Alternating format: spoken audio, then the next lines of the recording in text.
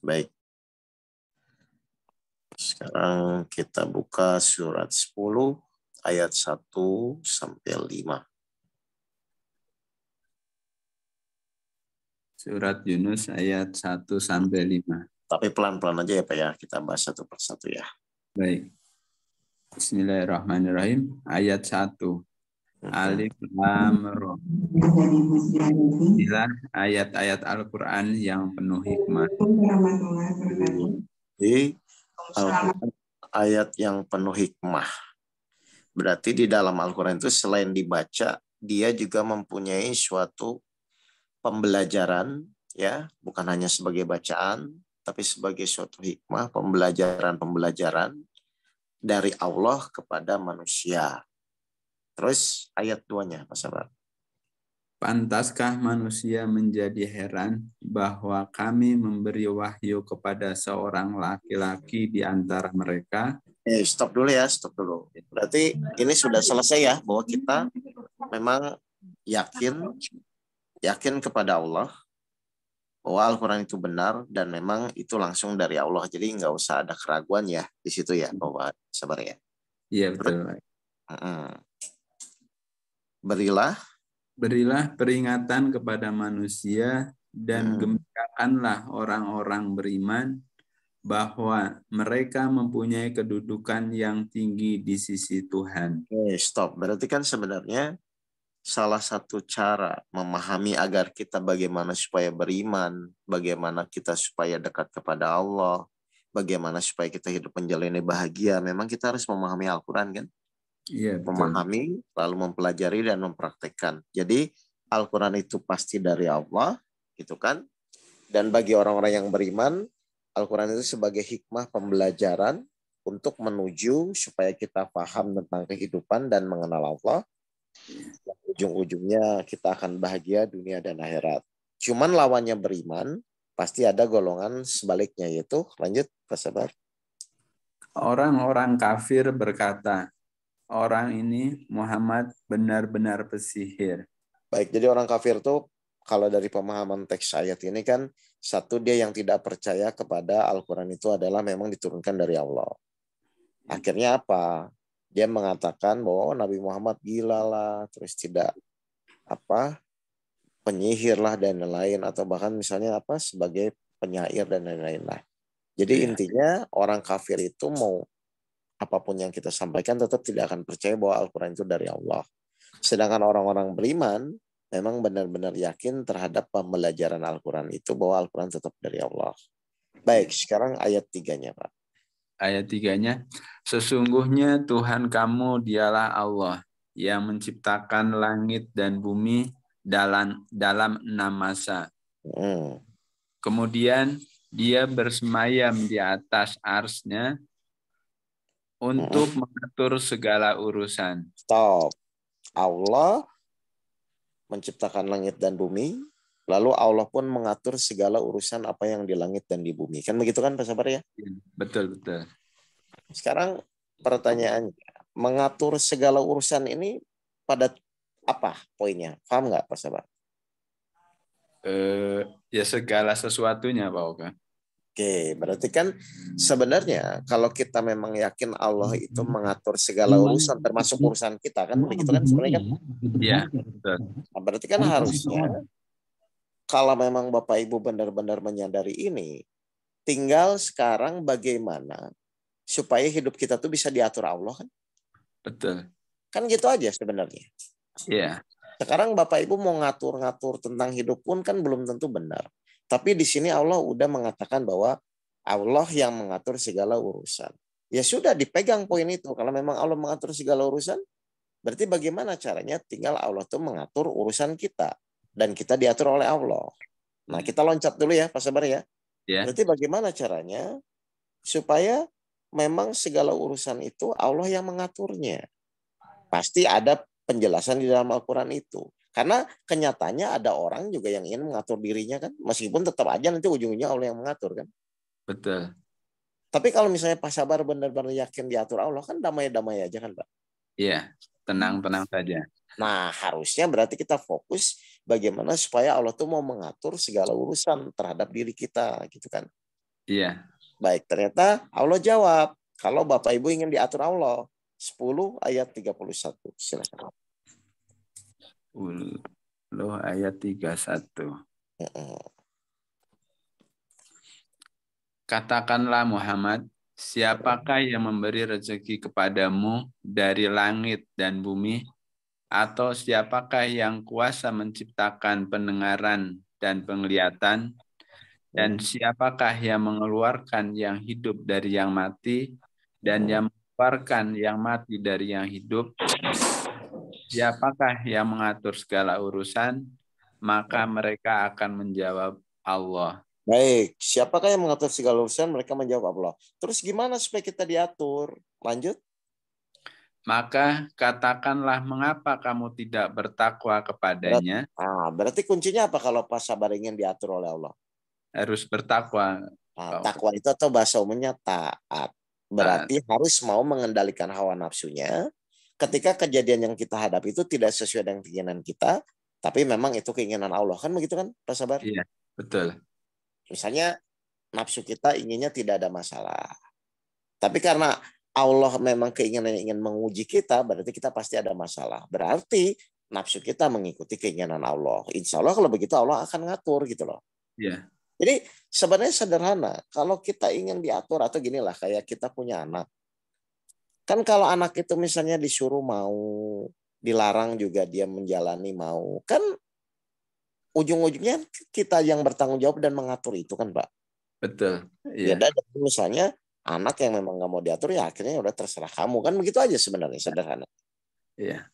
Berarti Pasti manusia rasa sayangnya pasti akan berbeda. iya karena ketaatan itu. Ya sudah sama, manusia semua menjalani hidupnya. Berarti tujuan menjalani hidup itu ya taat saja kepada perintah dan larangan dari Allah kan. Iya. Kalau misalnya memang Allah nyuruh udah bersabarlah kalau punya masalah, ya ikuti aja gitu loh. Atau misalnya kalau mau berbuat baik ikhlas saja karena Allah, ya ikuti aja udah. Insya Allah kalau begitu Bapak Ibu akan diatur oleh Allah. Cuman kebanyakan manusia kan kadang-kadang karena dia punya hawa nafsu, dia kadang-kadang juga selalu mengikuti hawa nafsunya juga. Nah, jadi yang membuat sulit diatur itu kan hawa nafsu kita. Akhirnya kita terjebak dengan pemikiran dan hawa nafsu kita sendiri. Jadi simpel sebenarnya. Kalau ingin diatur Allah, ya udah jalankan perintahnya, jauhi larangannya aja. Perintah Allah misalnya di 7 IPH kan jelas. Kamu bersyukur aja ya dengan dalam situasi sempit atau lapang. Terus atau misalnya bersabar, ikhlas saja dijalani. Kan sederhana sebenarnya kan Pak. Iya, betul. Maksudnya bukan sesuatu yang Bapak Ibu tidak tahu juga, sebenarnya Bapak Ibu juga udah tahu gitu loh. Misalnya kalau memang belum saatnya ya nggak apa-apa, nanti dijalani lagi gitu kan. Dihina orang ya memang setiap orang punya kejadian yang seperti itu. Kan dari dulu juga hinaan, fitnahan tuh udah ada belum Mas Sabar? Sudah ada. Ya udah kalau udah ada kan memang kenapa masih jadi pusing dengan itu gitu. Iya. Masalah dari dulu udah ada belum, Pak? Udah. Ya udah ada aja, ngapain kita pusing ya ikutin aja toh. Juga dari dulu udah begitu kan. Iya. Nah makanya coba deh disadari. Iya ya, kita tuh proses perjalanan hidup kan kaum dulu juga mengalami. Bahkan Allah sudah ngasih kejadian, perumpamaan diulang-ulang. Nah berarti tugas kita tuh bagaimana menyadari itu, terus meningkatkan derajat nafsu kita agar mengikuti apa yang Allah inginkan. Insya Allah pasti diatur nanti. Allah. Cuman karena manusia punya nafsu, nah ini ujiannya tuh di nafsunya kan gitu kan Pak? Iya. Betul. 18 ayat 54 silakan Pak. Gini masalahnya. Nanti balik lagi ke 10 Yunus 1 sampai 5 ya Pak ya. Iya. 18 ayat 54. Dan sesungguhnya kami telah menjelaskan berulang-ulang kepada manusia dalam Al-Quran ini. Menjelaskan berulang-ulang. Apa yang dijelaskan Allah? Terus? Dengan bermacam-macam perumpamaan. Dengan berbagai macam perumpamaan, penjelasan, sejarah, suatu kaum. Kan gitu kan? Iya. Kan diulang-ulang itu kan kaum Nuh, kaum Sa'ad, kaum Samud. Terus kan semua Madian dan lain-lain kan itu udah terjadi kan diulang-ulang biar menjadi pelajaran untuk kita kan Pak. Iya betul. Nah terus tetapi manusia adalah memang yang paling banyak membantah. Nah nggak mau diatur kan Pak. Iya. Jadi jadi memang sebenarnya intinya tuh tergantung diri kita gitu loh. Ingin ikut aturan Allah atau ingin ikut hawa nafsunya. Padahal nggak ikut aturan Allah pun Allah akan paksa, Allah yang berkuasa kok. Iya. Jadi sebenarnya Bapak Ibu, kalau Bapak Ibu ingin diatur Allah, mulailah memperbaiki. Udah dirinya sendiri aja taat kepada kejadian yang Allah kasih untuk diri kita aja, nggak usah mikir dulu orang lain lah. Iya. Ini kok saya begini ya. Kan kita bermasalah itu sebenarnya bukan karena masalahnya, karena diri kita aja yang nggak bisa menerima kan. Iya. Kalau kita sudah bisa menerima bahwa ini sudah suatu aturan Allah, sudah izin Allah, ya tinggal dijalani, diterima ya sudah, gitu kan. Begitu aja kan, Pak. Iya, betul. Memang ini sesuatu yang memang perlu proses dan latihan. Cuman kan memang nggak ada pilihan juga. Ujung-ujungnya nanti Allah akan memaksa Bapak Ibu untuk tetap ikut aturannya.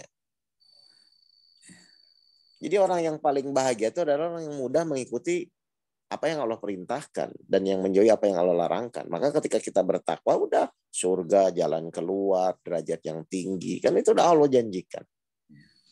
Makanya perlu Al-Quran sebagai petunjuk atau hikmah yang memberikan pembelajaran kepada kita semua. Gitu.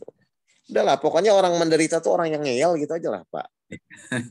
Ya, jalannya seperti air mengalir gitu aja ya Pak. Nah, dengan mengikuti aturan-aturan Allah gitu kan. Iya. Kan bedanya orang Islam dan orang yang lain kan, Islam mengikuti aturan Al-Qur'annya dan Al-Qur'an sempurna lah, dijamin Allah sampai hari kiamat. Jadi prinsipnya sudahlah Bapak Ibu. Kalau memang dari zaman dulu pun nenek moyang kita sudah dikasih masalah begitu. Fitnah, bermusuhan dan lain kan memang sudah ada. Ya tinggal kita bersikap yang benar aja kan. Iya. Paham ya? Baik, balik lagi ke surat 10 ayat 3 yang tadi Pak Sabar.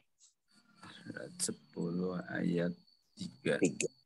Dia bersemayam di atas aras untuk mengatur segala urusannya. Ternyata kalau diatur Allah, kita harus taat kepada Allah. Terus tidak ada yang dapat memberi syafaat kecuali setelah ada izinnya. Stop. Nah kan, semua kejadian atas izin Allah.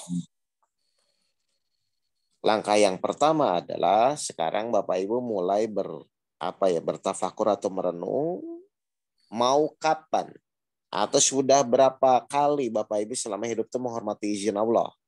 Apakah hanya tetap hawa nafsunya atau mulai hawa nafsu itu mulai mengikuti, mulai menghormati apa yang Allah izinkan. Mau kapan Bapak Ibu mulai bertekad bahwa saya pokoknya nanti apapun kejadian yang saya terima, pokoknya saya hormati izin Allah. Mau merupakan enak, tidak enak, ya Allah, saya menghormati izin-Mu. Gitu aja kan? Iya, iya. Terus lanjut. Itulah Allah, Tuhanmu, maka sembahlah Dia. Apakah kamu tidak mengambil pelajaran? Nah, jadi karena kita sekarang sudah mulai paham, ternyata ketaatan itu salah satunya menghormati izin Allah, concern aja di situ. Insya Allah masalah apapun juga kalau kita sudah menghormati izin Allah, selesai kok. Jadi yang terpenting itu taat kepada izin Allah atau kepada masalahnya, Pak Sabar? Taat pada izin Allahnya, Pak. Ya, kalau gitu. Yeah. Orang yang bermasalah itu kan karena fokusnya kepada masalahnya, bukan kepada izin Allah. Nah sekarang misalnya masalah selesai, tapi kita tidak hormat kepada izin Allah, buat apa juga kan? Betul. Yeah. Iya, udah pokoknya konsentrasi di situlah. Yeah. Saya hormat, saya taat kepada-Mu ya Allah atas izin-Mu, nggak apa-apa. Ya udah lakukan aja gitu loh. Lelah Pak kalau ngeliat masalah itu kan warna-warni, apalagi sekarang makin lama kan kelihatannya semakin berat. Tapi kalau orang yang menghormati izin Allah di awal sih insya Allah nggak akan ada rasa berat. Iya. Karena Allah bersama orang yang sabar itu ya. Oke, itu lanjut. Ya. Ayat 4. Hanya kepadanya kamu semua akan kembali. Stop.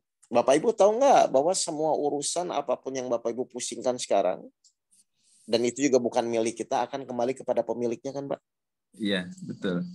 Benar nggak? Makanya kan di surat 155, 156, coba Al-Baqarah Pak, diloncat dulu ke sana.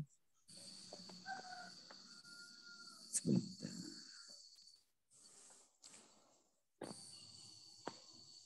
Al-Baqarah 155, 156. Al-Baqarah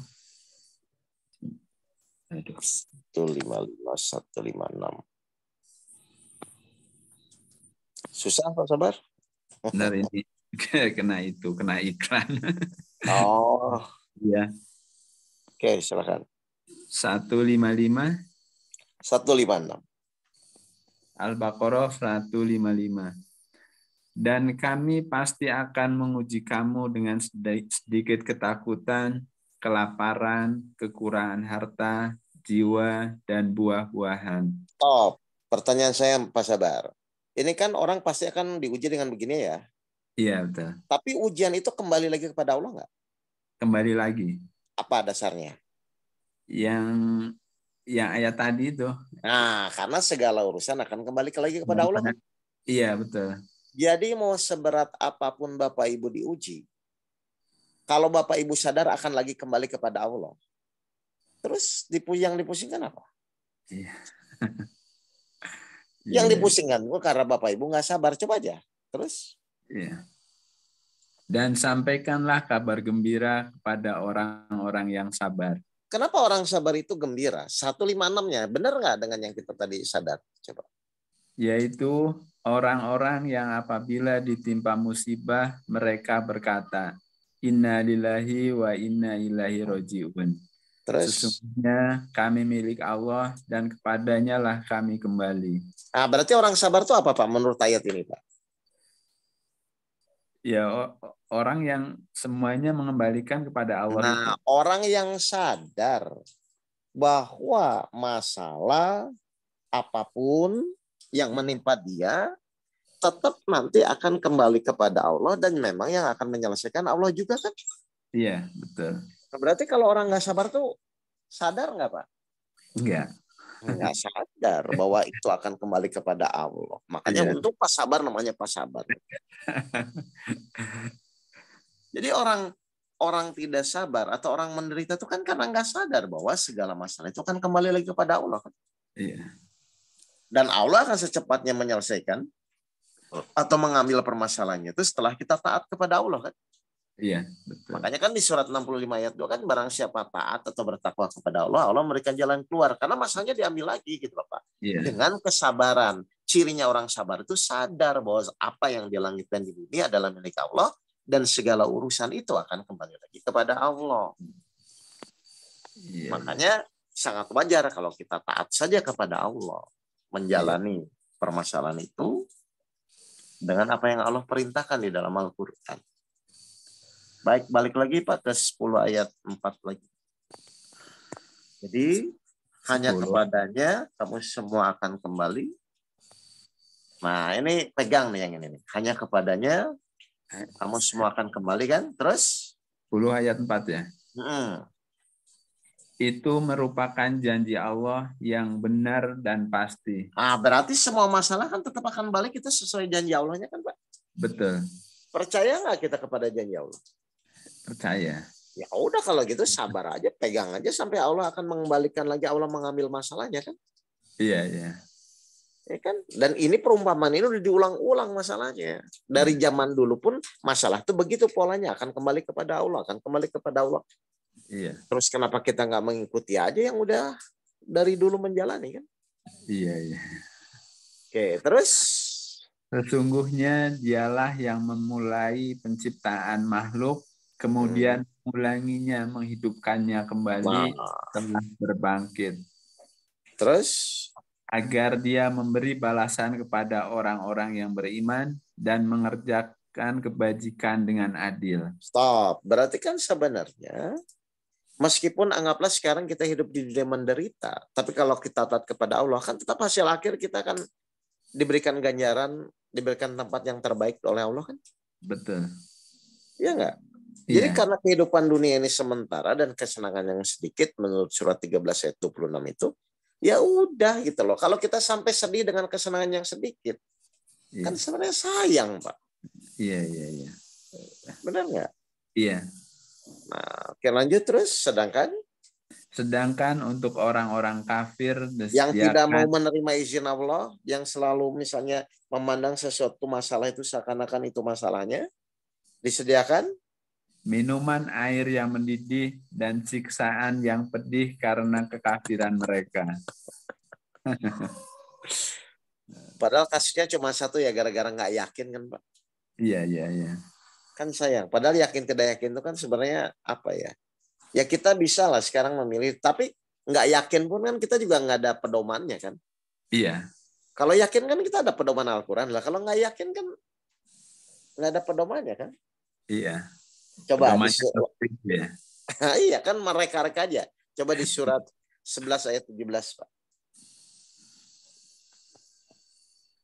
11 ayat 17. Ah. Maka apakah orang-orang kafir itu sama dengan orang yang sudah mempunyai bukti yang nyata Al-Quran dari Nah, Tuhannya? stop. Nah kan ini kan gini kan, kalau kita orang beriman, itu kita punya bukti nyata Al-Quran. Pedoman kita Iya. kita pegang. Nah, terus kalau orang kafir pegangnya apa? Iya, iya. Kan nggak punya pegangan. Iya. Lalu terus ngapain kita kafir? Bingung sendiri nanti nggak punya pegangan. Iya. Kan di ayat itu, apakah sama orang yang sudah punya bukti nyata kita, misalnya yakin kepada Al-Quran, dengan Iya. orang yang kafir. Berarti kafir tuh nggak ada pegangan kan, Pak? Cuman Iya, mereka reka betul. otaknya sendiri kan? Iya. Iya, dan iblis di situ kan pasti ada. Gitu. Oke, terus? Dan diikuti oleh saksi-saksi darinya, dan sebelumnya sudah ada pula kitab Musa yang menjadi pedoman dan rahmat. Tiap kaum pasti kan Allah berikan pedoman kan, cuman masalahnya Iya. ada yang percaya, ada yang tidak percaya kan begitu kan, Pak? Iya. Terus? Mereka beriman kepada Al-Quran. Barang siapa yang mengingkarinya di antara kelompok-kelompok orang Quraisy, maka nerakalah tempat yang diancamkan baginya. Nah, Karena itu, janganlah engkau ragu terhadap Al-Quran. janganlah engkau ragu-ragu terhadap Al-Quran. Meskipun Allah kasih pilihan, kan logikanya kita punya pedoman. Nah kalau orang kafir kan nggak punya pedoman, ngapain gitu? Iya. Ya mendingan milih yang punya pedoman atau yang pilih yang enggak, Pak? Pilih yang punya pedoman. Ya udahlah kalau gitu ikut aja. Masalahnya sekarang setelah dikasih pedoman, kita tuh benar-benar mau ikutin atau enggak gitu loh. Nah, itu. Jelas ya? Iya. Oke, sekarang terakhir 10 ayat 5-nya, Pak. Yang kita lanjut tadi. 10 ayat 5. Dialah yang menjadikan matahari bersinar dan bulan bercahaya.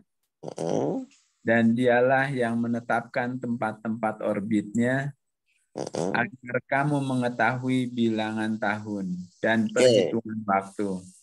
Berarti masalah waktu, masalah masa itu kan Allah yang atur dan yang tetapkan kan, Pak? Betul. Berarti kalau misalnya nanti kita punya masalah belum saatnya, harusnya apa yang kita lakukan? Ya harus bersabar. Ya sudah sabar menjalani taat kalau memang Allah yang ngatur kan. Ya kan? Ya mau gimana coba, maksa Allah juga nggak bisa. Posisi kita hamba ya Pak Eko ya. Iya sabar ya Pak, sabar. Iya.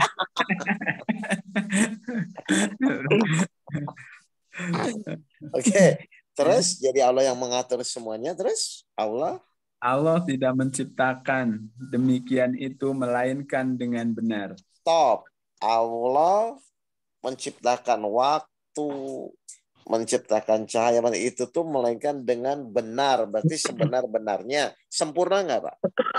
Sempurna. Udah kalau begitu. Kalau sempurna, ikuti saja udah. Ya. Kita kan belum tentu benar. Terus? Ya. Dia menjelaskan tanda-tanda kebesarannya kepada orang-orang yang mengetahui. Artinya yang mengetahui itu yang yakin kepada Allah, yang bertakwa kepada Allah. Allah pasti akan memberikan hikmah dan pembelajaran gitu loh. Makanya terakhir ditutup di surat ayat 6-nya. Sesungguhnya pada pergantian malam dan siang dan pada apa yang diciptakan Allah di langit dan bumi, pasti terdapat tanda-tanda kebesarannya bagi orang-orang yang bertakwa. Nah, hanya untuk orang-orang siapa, Pak?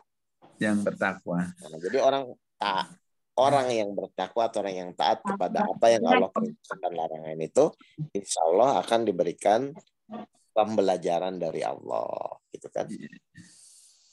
Jelas ini Bapak Ibu sekalian, ya. Jadi prinsipnya kalau menurut saya adalah sekarang kita secepatnya belajar untuk mulai menghormati izin Allah, meskipun belum terbiasa atau misalnya sulit, tapi kan memang tidak ada pilihan kalau memang Bapak Ibu ingin hidupnya diatur oleh Allah. Udahlah, taat saja dulu, ikuti aja sampai masa nanti Allah buktikan, iya ya, ketika kita misalnya bisa menerima taat kepada Allah, ternyata Allah tuh malah memberikan sesuatu yang di luar, yang lebih lah bahkan mungkin dari apa yang kita pikirkan. Jadi nggak usah ragu, karena juga memang tidak ada pilihan lagi. Pedoman kita kan cuma Al-Quran. Kalau misalnya nggak percaya kepada Al-Quran, terus pedomannya apa? Hawa nafsu kan nggak mungkin juga. Iya, iya. Jelas ya Bapak Ibu sekalian? Jelas. Baik, mungkin itu saja dulu Pak Sabar. Terima kasih ya. Dan Terima kasih. pada lainnya, mari kita tutup dengan bacaan alhamdulillah bersama-sama. Alhamdulillah. Assalamualaikum warahmatullahi wabarakatuh. Waalaikumsalam warahmatullahi wabarakatuh.